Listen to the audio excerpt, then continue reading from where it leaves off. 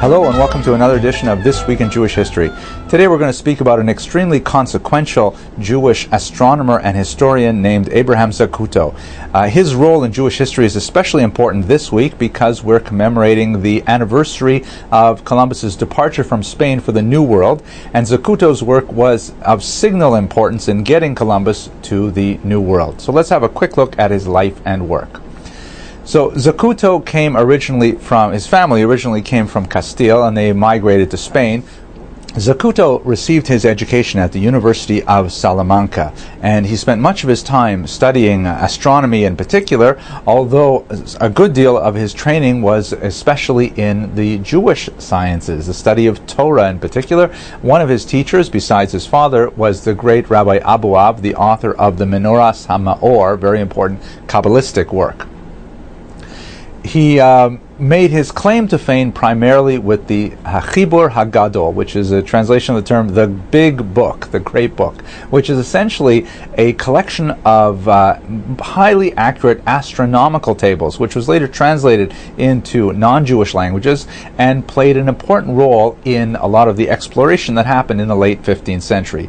Columbus himself owned a copy of the Chibur Hagadol in obviously a language that he could read, and we have his marginal notations on the side, and he directly credits Zacuto with an exceptional event in his memoirs when he describes how he was taken captive by natives of some type at one point and was threatened with death until he used Zacuto's timetables to be able to accurately predict an eclipse, which of course demonstrated his superior knowledge and so on and allowed him to be saved. Zacuto's work also played an extremely important part in the travels of Vasco da Gama, and particularly his improvement of the engineering of the astrolabe, which was a device that was originally made out of wood. Zacuto switched to metals and also calibrated it in such a way that it was possible to actually calculate one's position at sea far more accurately than had ever been done before, and ultimately led to the circumnavigation of the globe.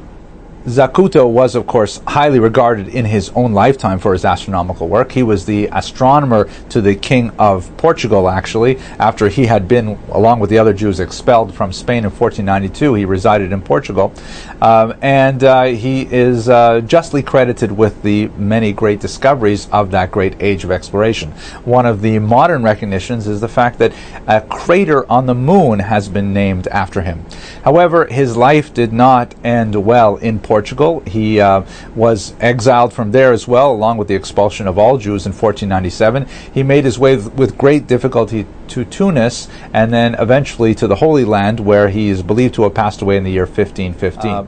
One of the most important aspects of Zacuto's work outside of his astronomy was the compilation of an amazing book called Sefer Yuchasin, which is a truly phenomenal 15th century history book that gives us tremendous insight into Jewish history as a whole.